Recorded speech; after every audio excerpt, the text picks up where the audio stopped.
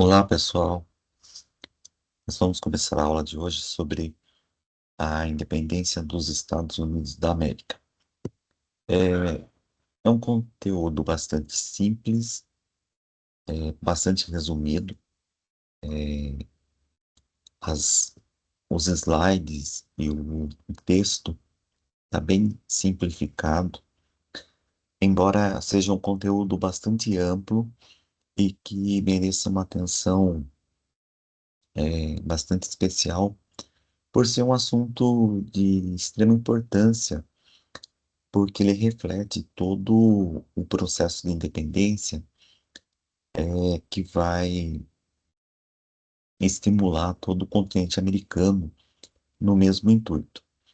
A independência dos Estados Unidos, ele teve um reflexo importante na Revolução Francesa e em outros episódios em busca de movimentos emancipacionistas, não só no continente americano, mas também influenciou outros movimentos em outros continentes no seu período. Então, ele surge como um movimento de extrema importância para a história no mundo moderno, né? Final do mundo moderno, início da Idade Contemporânea. Mesmo porque a independência dos Estados Unidos se dá num período em que a gente está numa fase de transição, né? No final da Idade Moderna e início da Idade Contemporânea com a, a Revolução Francesa, que foi o marco, né, dessa transição. Bom, eu vou compartilhar para vocês um slide sobre esse conteúdo. Só subir aqui para vocês o conteúdo. Lembrando que nós já vimos, né, a Revolução Francesa. É, e na Revolução Francesa nós vimos lá os ideais que embasaram, né, e que esses ideais estão é, presentes na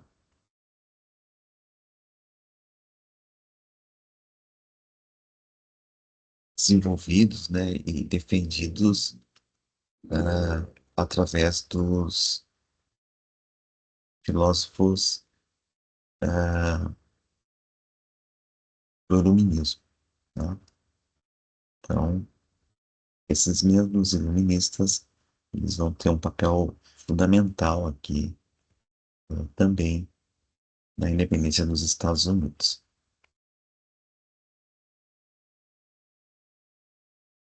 Então, o título do conteúdo é Pluribus Unum, né? Nós, o povo dos Estados Unidos. Então, esse nós, o povo dos Estados Unidos, tem uma interrogação, porque será que todos os habitantes, a princípio, né, das 13 colônias ou dos 13 territórios que formavam inicialmente os Estados Unidos, eles estavam totalmente representados? Então, esses povos, a gente não pode deixar de lembrar, né, que eles eram compostos principalmente por peregrinos, né, ingleses, na sua grande,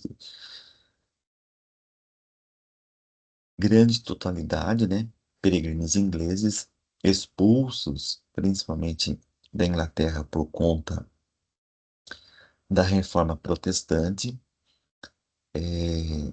perseguidos politicamente ou perseguidos religiosamente.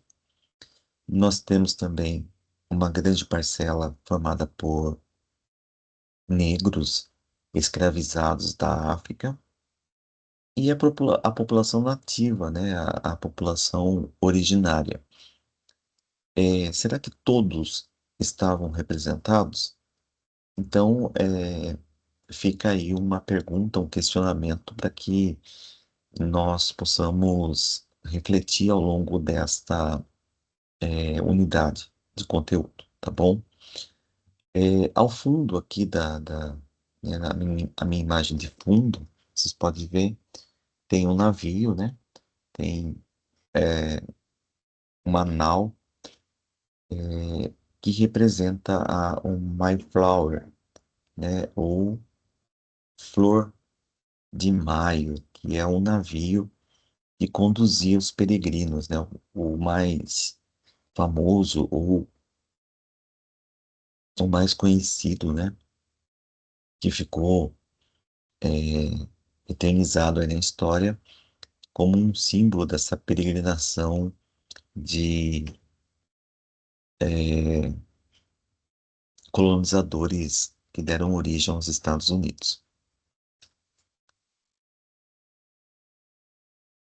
Então, o conteúdo é sobre a independência dos Estados Unidos, a ideia de federalismo, né?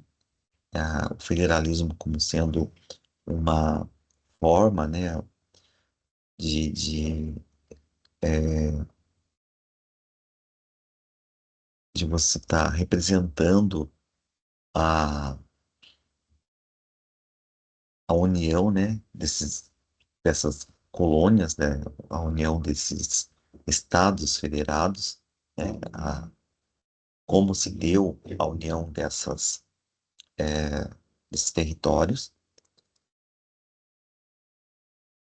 E também a gente vai falar um pouco sobre a questão da cidadania liberal e relativa, né? É uma cidadania relativa porque brancos, né, formado por brancos, homens, comerciantes, latifundiários e intelectuais urbanos. Então a gente tem uma segmentação da sociedade, né? É uma sociedade segmentada em pessoas brancas do sexo masculino, cuja a atividade econômica era formada por comerciantes, latifundiários, né, ou grandes proprietários de terras, e intelectuais urbanos. Então a gente percebe aí que está de fora negros, escravizados, população originária, né, a indígena, Sioux, Apalaches, Comanches, enfim, população indígena dos Estados Unidos. Está de fora as mulheres e as pessoas pobres de modo geral. Então, a gente tem aqui uma segmentação, né? É uma sociedade que está segmentada. Os objetivos, né? Identificar as bases da tradição da liberdade na formação dos Estados Unidos. Essa tradição, ela é uma tradição religiosa e o liberalismo é defendido, né, na ideia do John Locke. Problematizar a ideia de povo na Constituição dos Estados Unidos. Então, a gente pode tirar essa, esse conceito de povo que os Estados Unidos traz, que é um conceito bastante diferente, né, da ideia hoje do povo, né, quem fazia parte desse povo. Analisar no processo da independência dos Estados Unidos os elementos de convivência entre o ideal de liberdade política e a manutenção da escravidão, bem como a posterior expansão territorial. Então, a gente vai perceber aqui algumas contraposições, né? Que é a ideia de liberdade, mas se contrapondo à ideia de manutenção da escravidão. A defesa do território e, ao mesmo tempo, a expansão, principalmente para o oeste, E para que isso ocorresse, povos foram dizimados, é, a fauna e a flora sofreram alterações e conflitos foram gerados. Então, para que um povo crescesse, outro precisava ser abatido. Então, são contraposições que a formação dos Estados Unidos acabou gerando. Nesta aula, estudaremos o processo de independência dos Estados Unidos. Antes de começarmos, vamos discutir as questões abaixo. Então, nós vamos ter aqui duas questões que problematizam, né, esse início dessa nossa aula. Então, que dão o nosso início, né, com duas questões e problemas. Na sua concepção, qual é a melhor definição para o termo povo em um país? Então, qual seria, o conceito de povo no seu modo de pensar, né? Observe a imagem ao lado, que representa a assinatura de Declaração de Independência dos Estados Unidos. Quais são as características das pessoas presentes nesse momento? Quais grupos não aparecem na pintura? Essa é uma representação, né, feita em preto e branco, cujas os detalhes não são tão aparentes assim. Mas a gente tem outras representações, até uma representação que tem uma mulher tecendo a bandeira dos Estados Unidos, a primeira bandeira dos Estados Unidos, que ela é colorida e traz uma melhor realidade do período. Mas essa imagem também ela nos coloca, dá uma noção um pouco do que seria, né, essa origem. Então a gente vai perceber aqui o que é uma imagem que tem, ela é tipicamente formada por homens, de pele branca, cujo status social que a gente percebe são de pessoas de uma classe mais abastada, né? E que tem uma influência política bastante importante. Então a gente percebe aqui que estão fora desse contexto outros membros que fazem parte dessa nação que está surgindo. Então, grupos sociais são conjuntos de indivíduos que compartilham características, interesses ou condições sociais comuns, interagindo regularmente e formando uma identidade coletiva. Então, esses grupos sociais, uma vez unidos, eles vão dar uma identidade de uma nação. Essa identidade de uma nação vai se tornar um povo, né? Um povo de um país. Então, por aí a gente tem essa ideia, né? Essa concepção de povo. Contexto histórico. Nesse contexto histórico, nós temos aqui uma imagem também que ela é bastante interessante, porque ela traria, né? Essa, o espírito de 1776, de Archibald Wheeler, e simboliza a união das 13 colônias pela independência dos Estados Unidos. Essa ideia de união, ela também é bastante efêmera, né? Ela é muito passageira, porque a gente sabe que logo depois da independência, essa união ela não se perpetua. Por quê? Porque nós vamos encontrar algumas contradições por jogo de interesse. Nós vamos falar de uma forma bastante superficial, mas se nós fôssemos aprofundar mais esse assunto, nós iríamos perceber, por exemplo, que existe uma grande diferença entre as colônias do Norte e as colônias do Sul. As colônias do Norte, elas eram formadas principal- principalmente por imigrantes que vieram da Inglaterra para colonizar, para habitar as terras na América. Já os colonos do Sul, eles vieram mesmo para explorar. Então, as colônias do Norte eram colônias de povoamento, enquanto que as colônias do Sul eram colônias de exploração. Um outro detalhe interessante: as colônias do Norte, elas eram formadas principalmente por pessoas brancas, cuja religião era o protestantismo, e que eles sabiam que eles viriam para viver o resto das suas vidas e formariam novas famílias, teriam seus filhos e as suas futuras gerações viveriam para o resto, né, para sempre, no continente americano. Já as colônias do Sul eram formadas por pessoas de origem, principalmente escravizados, que vieram para trabalhar nas lavouras, nas plantações de cana, de café, de algodão, na agricultura. Era uma agricultura baseada num sistema de plantation, né? Então, há um sistema onde a gente vai encontrar grandes latifundiários, monocultura, exportadora. Então, era voltado para o enriquecimento da metrópole. Enquanto que as colônias do norte era mais para uma ah, produção de subsistência. Então, existem essas diferenças do ponto de vista de colonização. Já que as colônias do norte eram colônias de povoamento, então há aquela ideia de desenvolver essas colônias para que elas tivessem uma melhor qualidade de vida para a população local.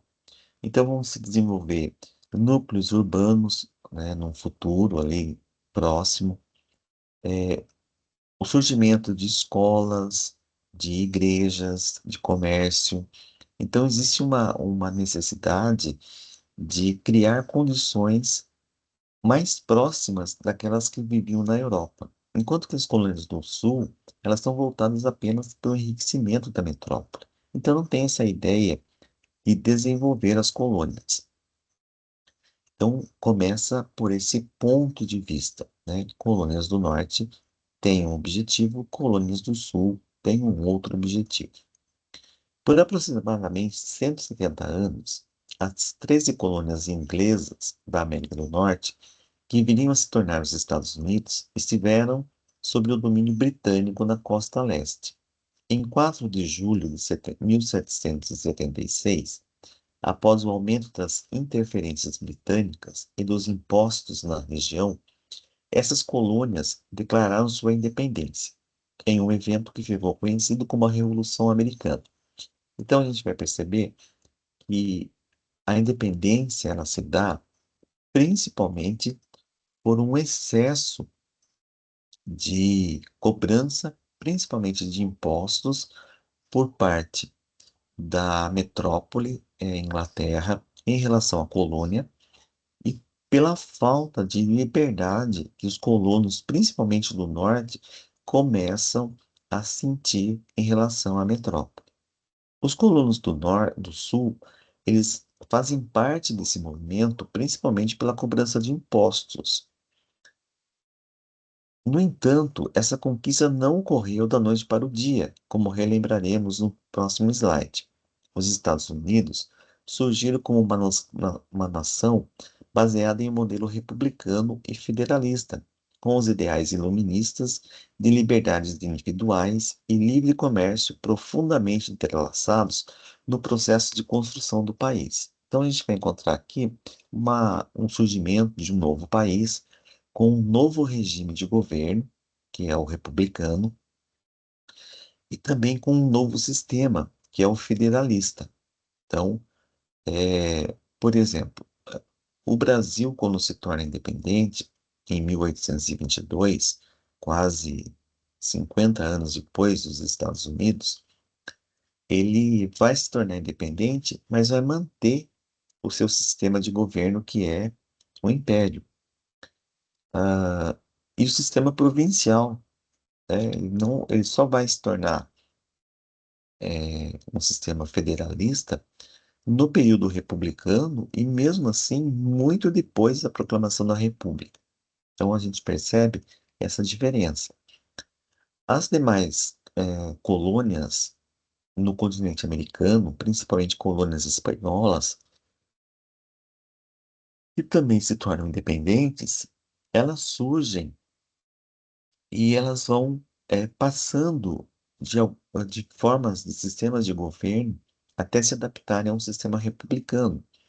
Mas o México, por exemplo, ele se torna independente, proclama sua independência, se torna um império.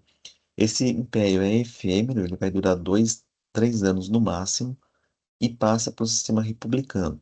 O Haiti, que também se torna uma república, a primeira república negra no continente americano, ele torna-se independente e já proclama sua república.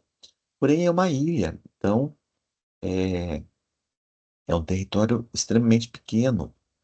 Então, é muito diferente a forma até mesmo de administrar. Mas outras nações que vão surgindo, elas vão ganhando formas e já vão surgindo num formato já adaptado para um sistema novo de governo que vai se tornando. É, os Estados Unidos surgiram, então, como uma nova nação baseada no modelo republicano e federalista, com ideais iluministas de liberdades individuais e o livre comércio profundamente entrelaçados no processo da construção do país.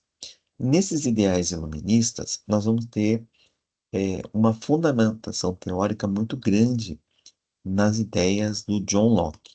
O John Locke, ele vai ter como premissa de que o governo, ele pertence ao povo. Então, ele vai falar sobre contrato, esse contrato político, esse contrato social político, onde existe o povo dá ao governante o direito de governá-los, como se fosse um sistema de contrato, aonde o contratante, que é o povo, tem o direito e o dever de cobrar do contratado, né, do governante, ações que lhe sejam favoráveis.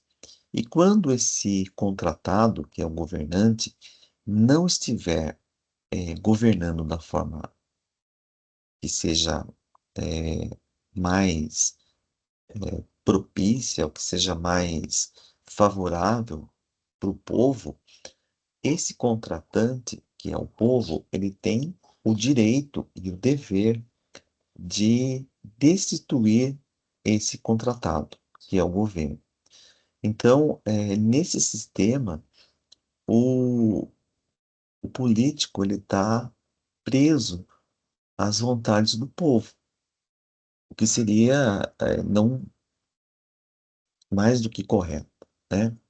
Esse é o povo que coloca no poder, esse mesmo povo tem o direito de tirá-lo do poder. Então, as bases políticas dos Estados Unidos, elas surgem com essa ideia no pensamento iluminista do John Locke. E aí nós vamos ter um primeiro grande evento importante, um dos, né, que vai desencadear esse processo. A festa do chá de Boston. A revolta dos colonos americanos, com a taxa alfandegária do chá imposta pela colônia britânica, é um evento de destaque dentro da Revolução Americana. A gente tem vários episódios. Tem os episódios chamados das leis intoleráveis ou intolerantes, né? Onde o governo britânico ele elabora uma lista de leis em relação à colônia e vai começar a taxar a colônia de todas as formas. Então tem uma taxa que é do selo, né, onde os colonos tinham que pagar pelo selo dos produtos. e isso já gera uma revolta. É, e agora a gente tem a do chá, por exemplo, que acontece um episódio e o governo resolve cobrar por isso. Embora o parlamento britânico tenha revogado a maioria dos impostos em 1770, manteve a taxa sobre o chá, o que levou ao protesto dos colonos em 73.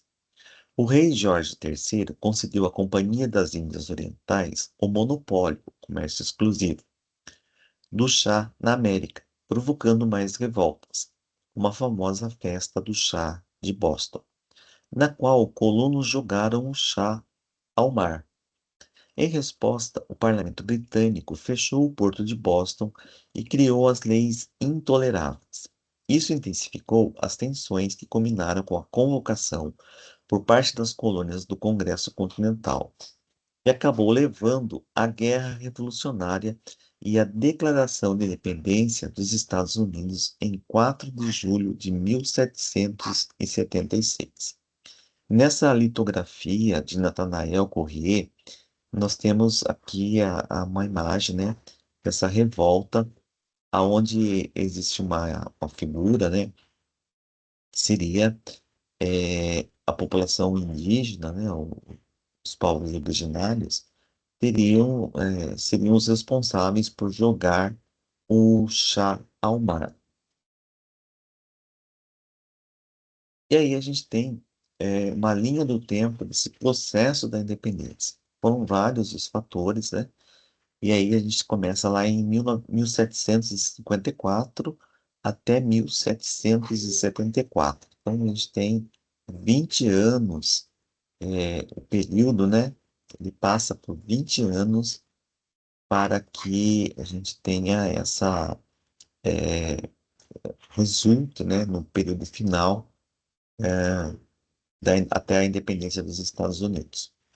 Então a gente tem, em 1754 até 63, a Guerra dos Sete Anos, onde conflitos entre as colônias britânicas e francesas na América do Norte,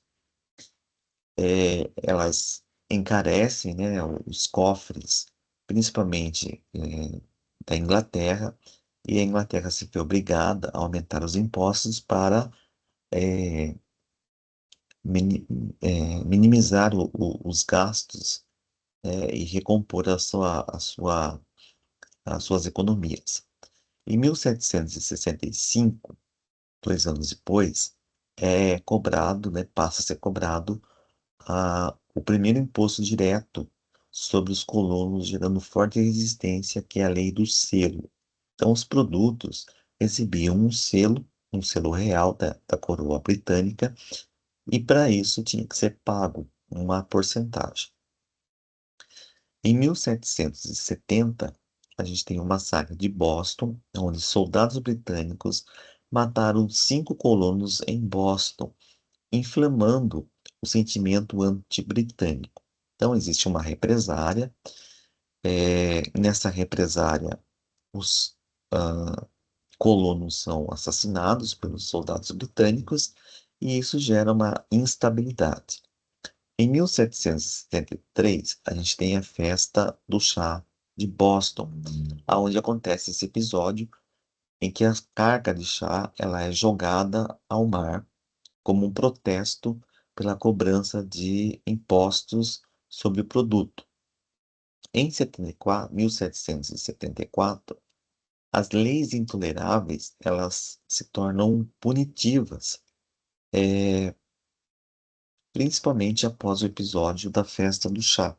Então, a coroa britânica ela edita, né, uma série de leis e essa série de leis começa a gerar mais revolta na população local. Em 1787, nós vamos ter a promulgação da Constituição. Aliás, eu pulei, né?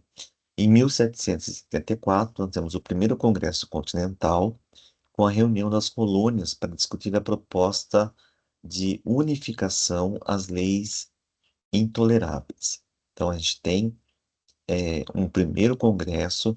Nesse congresso, nem todas as colônias, né, e nem todos os estados foram representados e não há um consenso para a independência. Em 1775, na Batalha de Lexington e Concord, nós temos os primeiros confrontos entre militares que marcam o início da guerra. Em 1775 ainda, vai surgir um segundo Congresso Continental, agora na Filadélfia, aonde a gente vai encontrar, então, uma organização de um exército continental e a nomeação de George Washington como comandante. E aí, em 1776, a Declaração de Independência Continental, aliás, o Congresso adota, né? O Congresso Continental adota a declaração e faz a proclamação da separação oficial do Reino Unido. Então, 4 de julho, né, de 1776, a gente tem a Declaração da Independência dos Estados Unidos. E em 1787, a promulgação da Constituição, que vai estabelecer um governo federal republicano unificado e vai garantir os primeiros direitos fundamentais dos cidadãos estadunidenses. Lembrando que esses direitos eles acabam sendo bastante é, eles não são unificados para toda a população de modo geral, né? Eles são seletivos à medida que nem todas as pessoas terão pleno acesso aos direitos que a Constituição promulga. E aqui a gente vai encontrar, então, a base, né, dessa, não só da independência, mas da própria Constituição dos Estados Unidos, do período, que é as ideias do John Locke no Iluminismo. Um dos principais filósofos que inspirou as 13 colônias, expoente do Iluminismo, foi o John Locke. Em suas ideias, ele criticava o poder absoluto dos reis e a exploração das colônias por meio do monopólio. Veja abaixo alguns momentos de Locke que podem ser identificados na Declaração de Independência dos Estados Unidos. Então, ele estabelece algumas ideias, e essas ideias elas são claramente identificadas na própria Declaração de Independência. Então, a gente tem a base, o Estado com base contratual. É aquela base que eu falei, né? Como sendo a sociedade o contratante e o governo o contratado. Então, a sociedade e o governo baseiam-se em um contrato social, na qual os cidadãos cedem parte das suas liberdades em troca da proteção e da ordem. Ah, o governo por consentimento.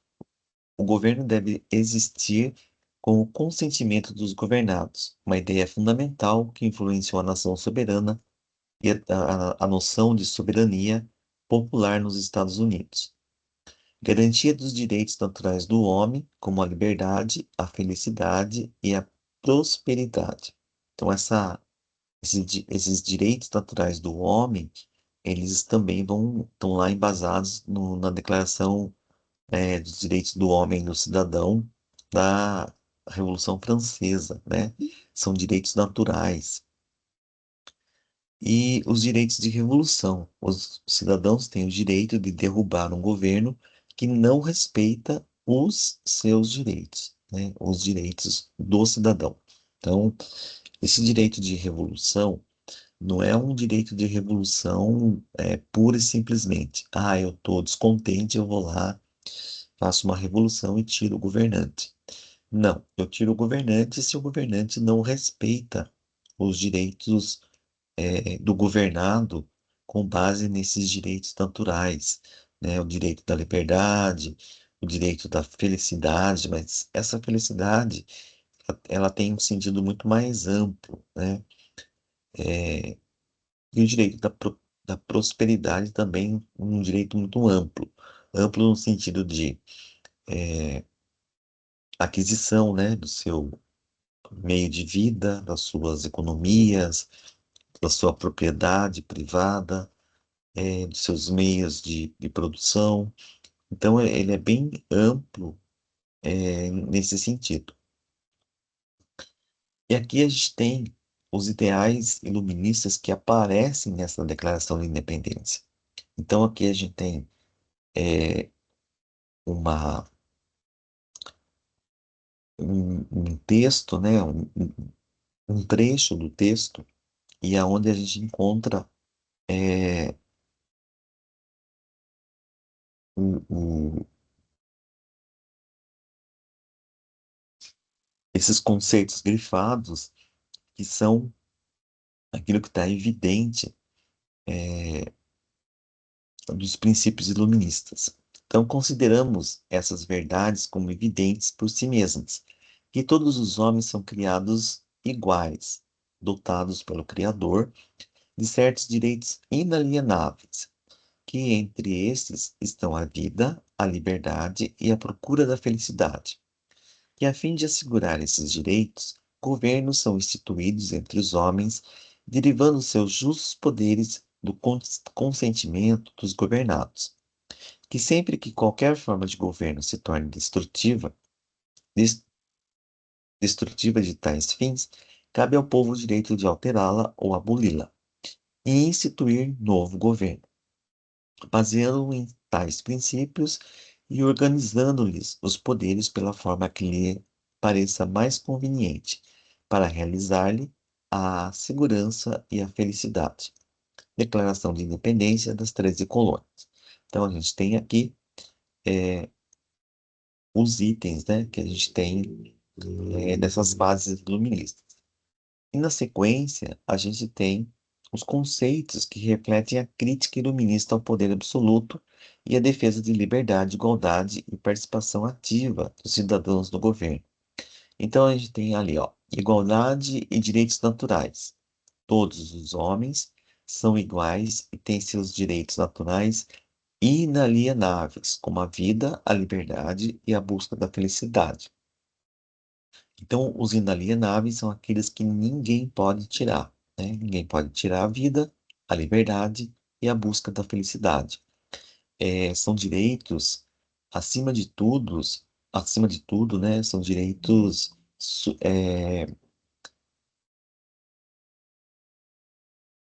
que vão além do entendimento de outras pessoas, né?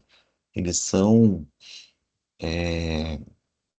baseada num princípio até mesmo de subjetivos, né? Cada um tem o seu próprio modo de pensar.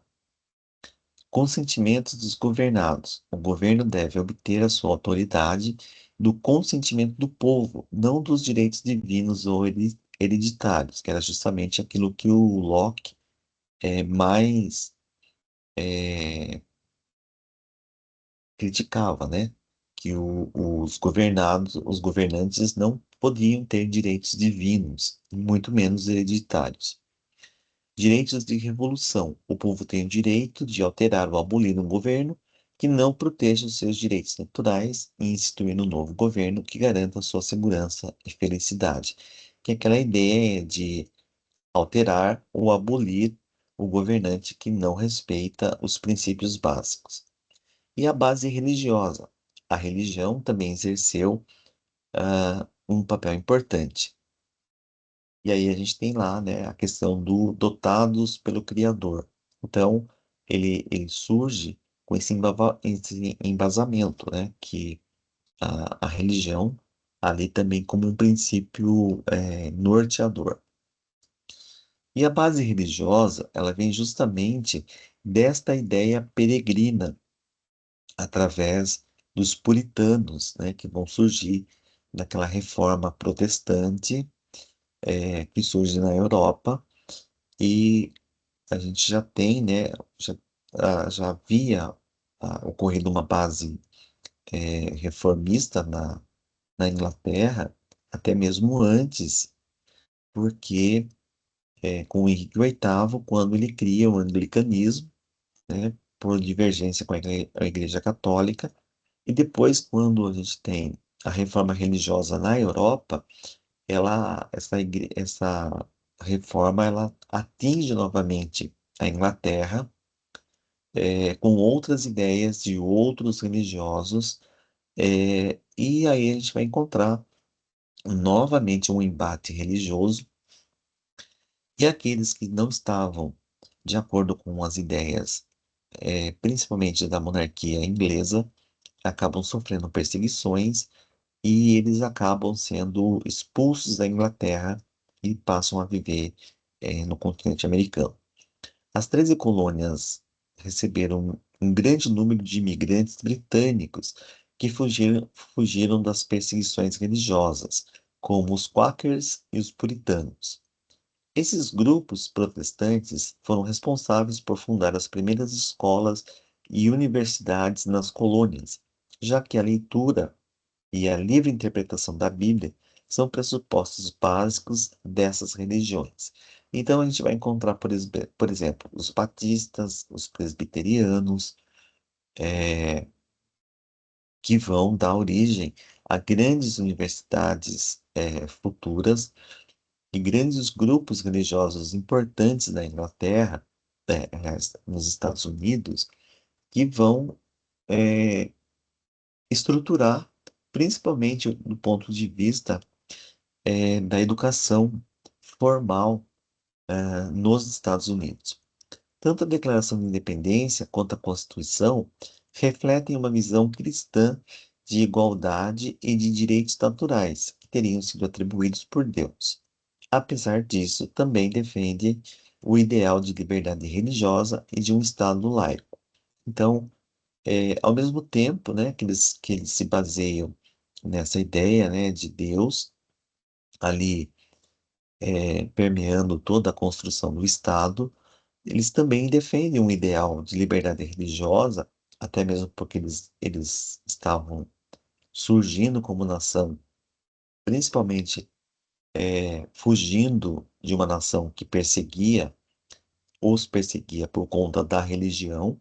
Então, eles precisavam surgir como uma nação que não fizessem a mesma coisa, e também um Estado laico, tirando aquela ideia de que o governante ele era um Deus supremo. Por outro lado, eles se contradizem, né? Ao ponto de que, se todos têm direitos iguais e todos têm os seus direitos naturais, por que que negros escravizados e a população originária não tinham os mesmos direitos? Então, é uma contradição que perdura, né, até os dias atuais, com o alto índice de preconceito e marginalização de grupos minoritários nos Estados Unidos. E aí a gente tem, né, a chegada do navio Mayflower em Massachusetts, carregando 102 passageiros, em sua maioria puritanos, fugindo das perseguições religiosas. É celebrada como um dos episódios fundadores dos Estados Unidos. E aí a gente vai encontrar é, duas comemorações importantes, né? Que é a chegada desses puritanos e também o Dia de Ações de Graças nos Estados Unidos, que é um dia extremamente comemorado e importante para os estadunidenses como uma data é, religiosa importante para aquela nação. E aqui a gente tem um quiz, né? Como os ideais iluministas aparecem na Declaração de Independência dos Estados Unidos? De que forma? Defendia uma monarquia ilimitada para garantir liberdade e estabilidade? Não, porque a nação não surge como uma monarquia, né? Propunha a centralização do poder em um único governante para evitar conflitos? Também não, porque esse único governante ele centralizaria todo o poder. E não é essa a ideia, né? Não é uma ideia de centralizar mas é uma ideia de eh, dar a esse governante um voto de confiança para com os governados. Porém, no primeiro momento que ele deixasse de agir de forma correta, seria destituído. Enfatizava que o governo devia haver o consentimento dos governados e proteger os seus direitos naturais. Então, aqui a gente tem o quê? O contrato social político, né? Justamente defendido, nos ideais do John Locke. Focava na preservação das tradições coloniais sem mudanças significativas?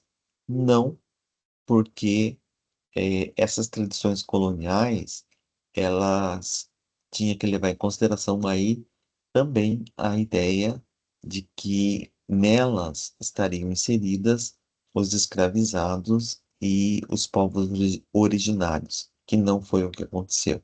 Então, a alternativa correta é enfatizava que o governo deveria vir do consentimento dos governados e proteger os direitos naturais. A ideia de povo. Aquela ideia de povo lá da pergunta do início, da aula, né?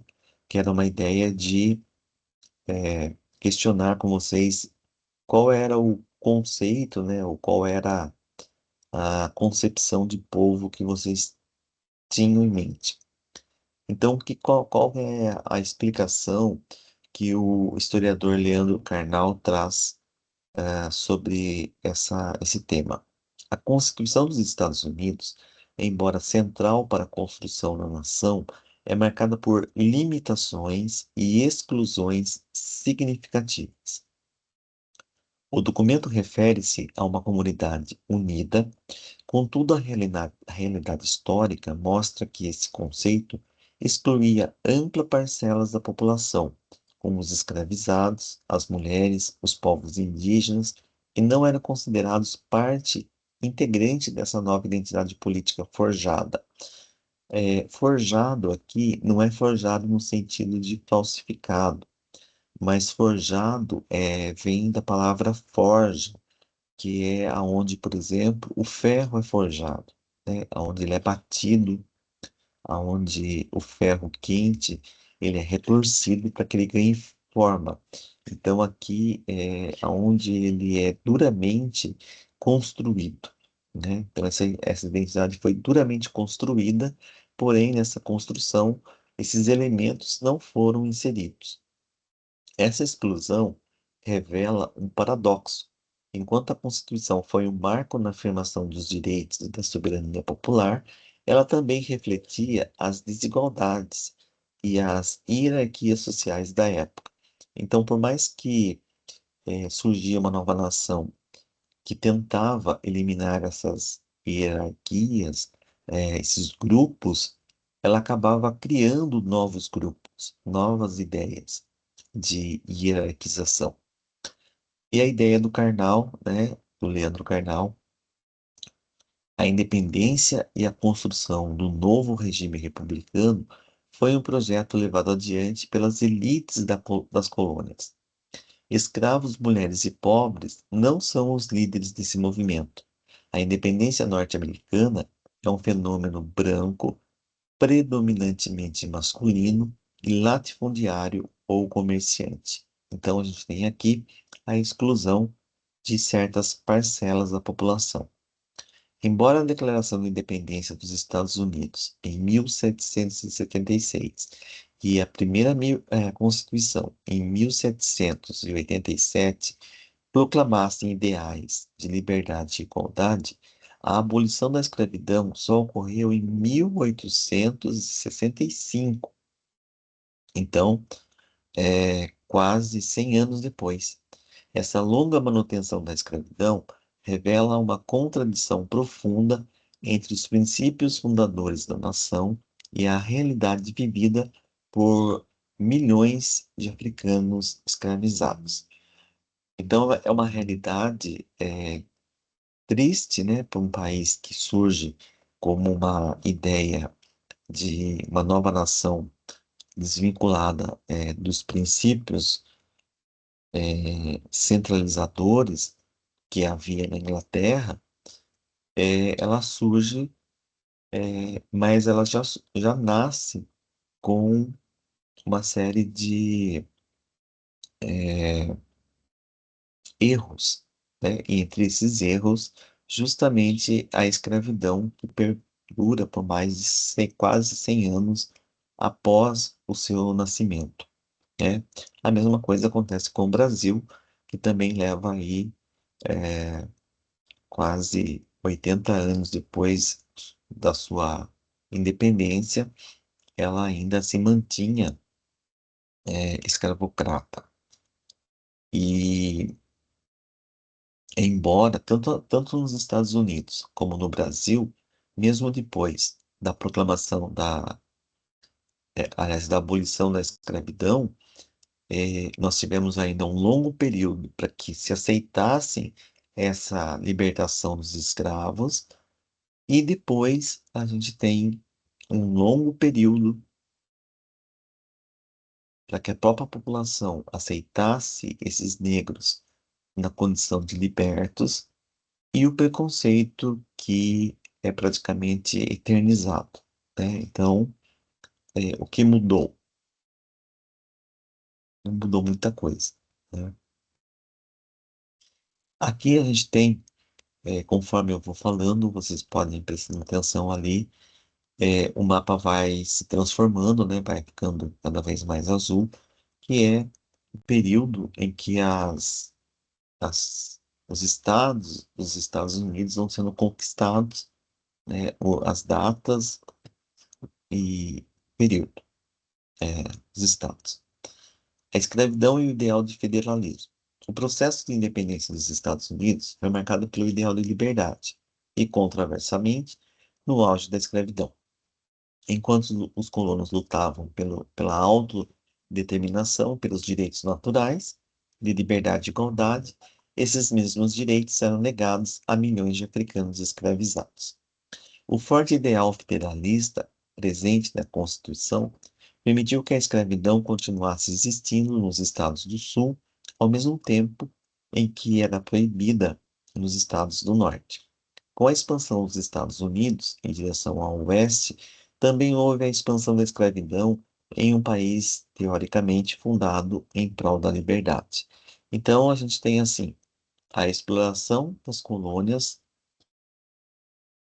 dos estados novos que iam sendo anexados, dos territórios, a expulsão da população nativa, a anexação de novos territórios por compra, por conquista, por guerras, por conflitos, né, por tomada desse território de povos locais, pelo desrespeito, né, das comunidades locais que iam sendo dominadas. Então, a gente tem aqui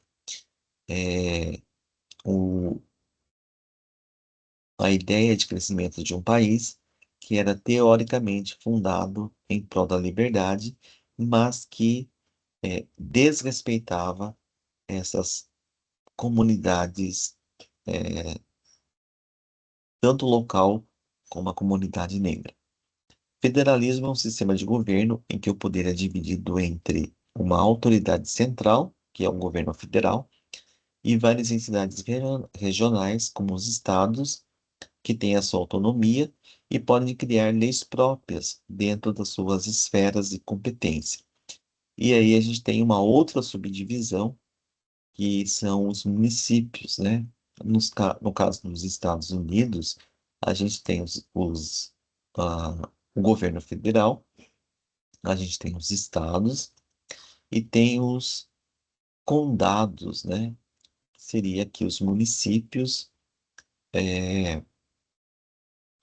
as comarcas, né? Aonde lá eles têm as suas leis também, estaduais, e as leis dos condados diferem de um estado para o outro. Por isso, a grande diversidade de leis, por exemplo, no sistema penal, né? Que pode ser leis tanto de ordem, pena de morte, pena prisão perpétua e enfim, os mais diversos tipos de penas que existem.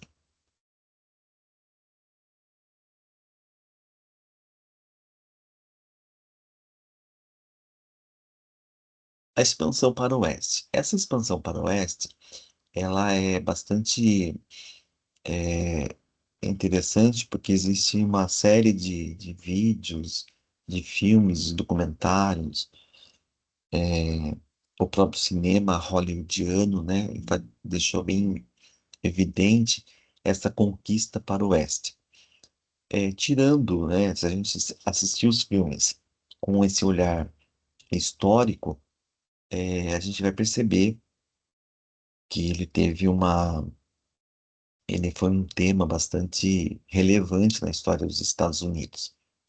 Essa conquista para o oeste, esse Far West, né, a ideia, né, dos filmes de Far West, elas para o oeste, elas tinham a ideia do enriquecimento rápido, principalmente da busca do ouro, a corrida para o oeste nos Estados Unidos. Durante a expansão para o oeste dos Estados Unidos, no século XIX, o norte industrializava-se e adotava o trabalho livre, enquanto o sul continuava a depender da escravidão, devido à sua economia agrícola fundamentada em plantações. Apesar da resistência de escravizados e abolicionista, os proprietários de escravizados do sul conseguiram expandir a escravidão à medida que novos espaços eram anexados mais ao sul do território dos Estados Unidos. Mas essa expansão gerou uma crise com os estados do norte, que mais tarde viria a se desencadear uma guerra civil. Essa guerra civil é a Guerra da Secessão, aonde estados federados do sul entraram em luta contra os estados federados do norte. A guerra chamada Guerra da Secessão. Ela vai ter um embate muito grande por conta desse episódio, né, em que eles entram nesse conflito por conta da questão, principalmente da abolição da escravatura. A gente tem aqui agora um vídeo, né, que vai mostrar para nós um pouco dessa questão aí, um resumo, né, da independência dos Estados Unidos.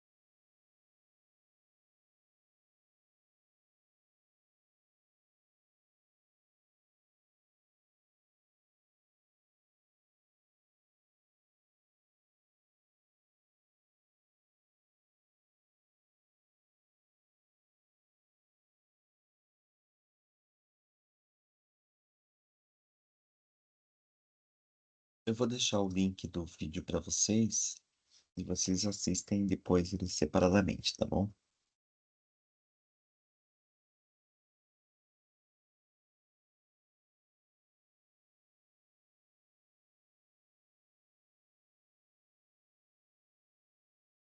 Agora a gente tem aqui alguns exercícios. Leia abaixo um trecho da Constituição dos Estados Unidos e um trecho da obra do historiador Leandro Carnal e responda as questões.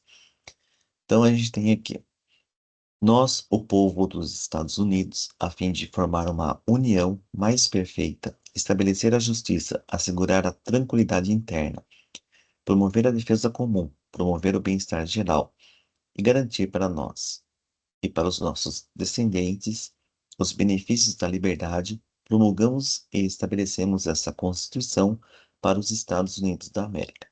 Essa é a Declaração, de Independência dos Estados Unidos da América. E depois a gente tem, um excerto do Leandro Carnal. E pluribus unum. Essa frase em latim significa de muitos, um. Ela foi escolhida como lema do novo país e consta em muitos símbolos oficiais dos Estados Unidos. Representa o surgimento de um país unificado, nascido de muitas colônias. Essa unidade, porém, não era tão fácil de ser sustentada. A unidade contra os ingleses não significou em tempo algum um sentimento nacional de fato. A ideia de ser membro de um país deveria ser construída e essa construção não terminaria com a independência. Então, se a gente pegar essa frase do latim, tem um significado muito amplo, né? De muitos, um, ou seja, de muitos povos, um único povo, ou de muitos estados, uma única nação. Ela não foi construída da noite para o dia, e surgiu de repente os Estados Unidos. Não. Essa ideia, ela é muito mais ampla e ela não terminou apenas com a independência dos Estados Unidos. Com base no que foi estudado na aula, qual é a contradição entre o discurso de unidade popular presente nos documentos oficiais dos Estados Unidos e a realidade histórica, né? E essa realidade histórica, ela ainda é muito presente. Para sintetizar as principais questões da aula, responda as questões a seguir. Então, a gente tem duas questões aqui que pode ser um resumo da aula, né? Como a exclusão de certos grupos sociais da definição do povo na Constituição dos Estados Unidos de 1787 reflete uma contradição entre os ideais iluministas de igualdade e a realidade social da época. 2. De que forma o ideal de federação contribuiu para a unidade dos Estados Unidos, apesar das divergências e das desigualdades regionais, especialmente em relação à escravidão?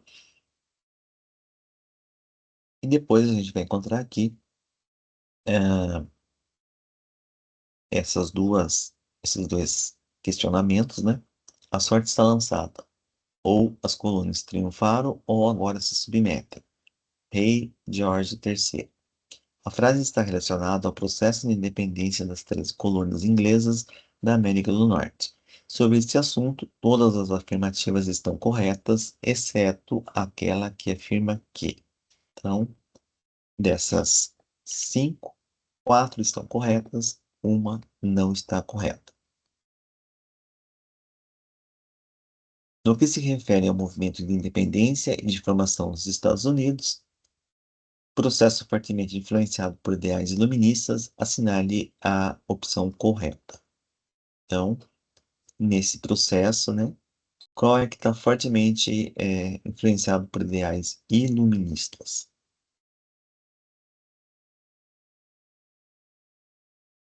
E aí a gente tem as citações das referências bibliográficas e na próxima aula vocês apresentam a,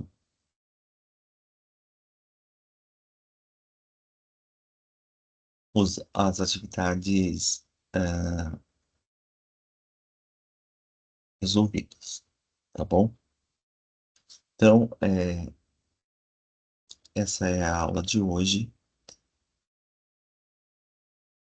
de uma forma mais tranquila, né? Espero que vocês tenham entendido. Ah, O processo de independência dos Estados Unidos é muito mais amplo, ele é muito mais profundo, mas a gente pegou aqui só os fatores principais, né? Ou uma síntese, né, bastante até simples diante do assunto que é bem mais extenso e mais profundo do que isso, tá bom? E a próxima aula a gente volta a falar de alguns temas relacionados. Até a próxima aula. Até mais.